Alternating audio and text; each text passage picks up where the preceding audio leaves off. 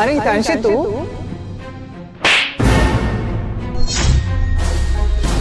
Sir, आपने मुझे इतनी सी बात पे थप्पड़ क्यों मार दिया? 2 टके के गार्ड, तेरी हिम्मत कैसे हुई मैडम का नाम लेने की? अरे सर, आपने मुझे छोटी सी बात पे थप्पड़ मार दिया। ये हितांशी है, इसे मैं जानता हूँ। जानता हूँ मतलब? अबे वो फटीचर, अपनी औकात में रह के बात कर। तू क्या बोल रहा है? ये पता है ये कौन है? ये कंपनी की बॉस है। और तू 2 कौड़ी का गार्ड कंपनी की बॉस को जानेगा? क्या हुआ, कुछ नशा वशा कर लिया क्या तूने? अरे नहीं सर, आप मुझे गलत समझ रहे हो। और आप ये कैसे बात कर रहे हैं? मैं आपसे तमीज से बात कर रहा हूँ और आप मुझसे बदतमीजी से बात कर रहे हैं। मैं सच कह रहा हूँ, ये मेरे बचपन के दोस्त है, हम दोनों साथ में ही पढ़ते थे। चुप कर।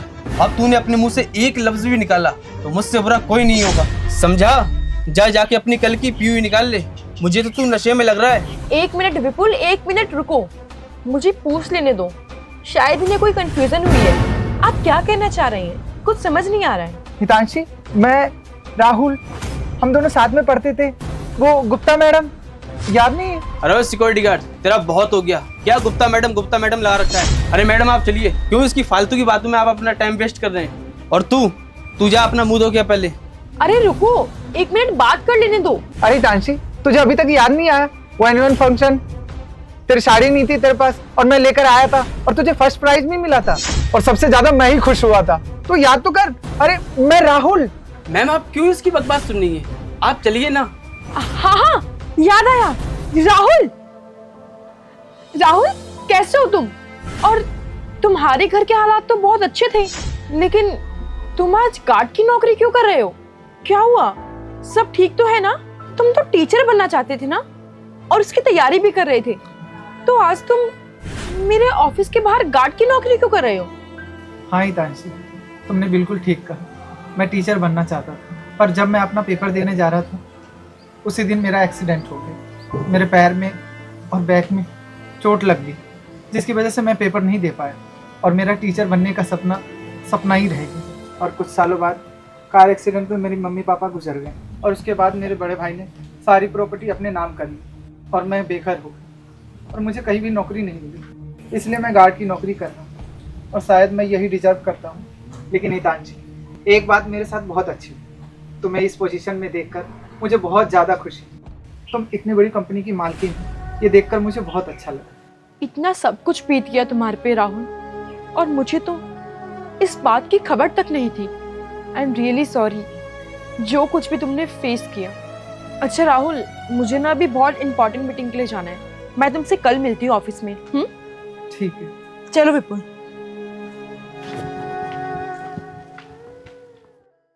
मैम मुझे आपसे कुछ बात।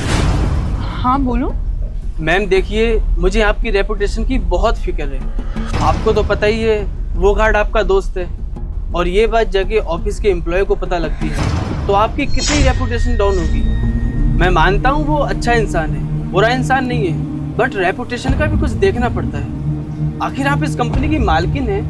मैं तो कहता हूँ मैम आप उसे कंपनी से भगा दो, मतलब जॉब से निकाल दो, कहीं और जॉब देख लेगा। कानो कान किसी को पता भी नहीं चलेगा और आपकी दोस्ती भी सलामत रहेगी। बाकी मैडम आप देख लीजिए, जैसी आपकी मर्जी। बात तो सही कह रहे हो तुम, कुछ तो करना पड़ेगा।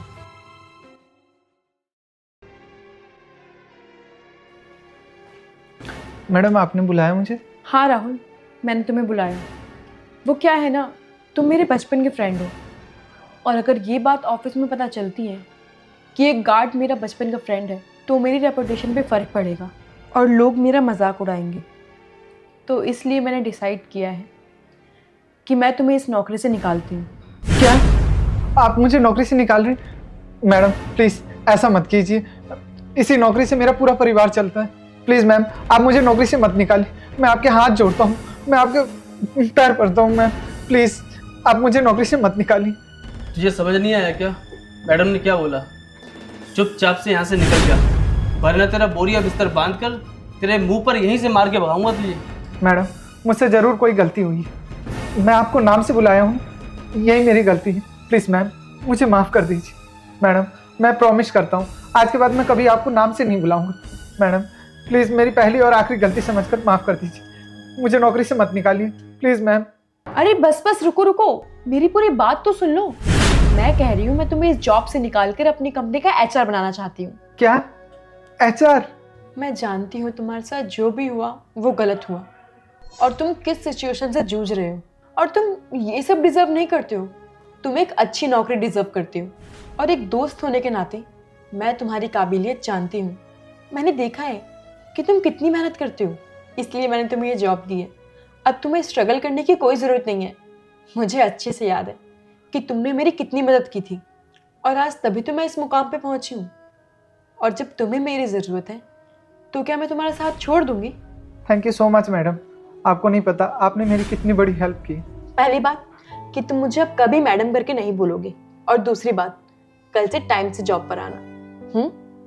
Congratulations for your new job. ठीक है हितांशी, कल से मैं टाइम पर आ जाऊंगा।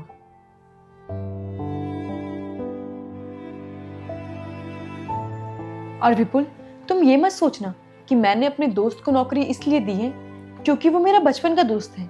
मैंने इसलिए उसको जॉब दी है क्योंकि वो डिजर्व करता है। मैंने देखा है कितनी मेहनत करता था वो। आज हालात जो भी हो, जिस हालातों से वो जूझ रहा हो, वो सब वो डिजर्व नहीं करता। और तुम देखना, इस कंपनी में आने के बाद वो हमारी कंपनी को ऊंचाइयों तक लेके जाएगा। और हाँ, कभी भी किसी के कपड़े देखकर किसी को जज मत करना, क्योंकि कपड़े कभी भी किसी की काबिलियत नहीं बताते।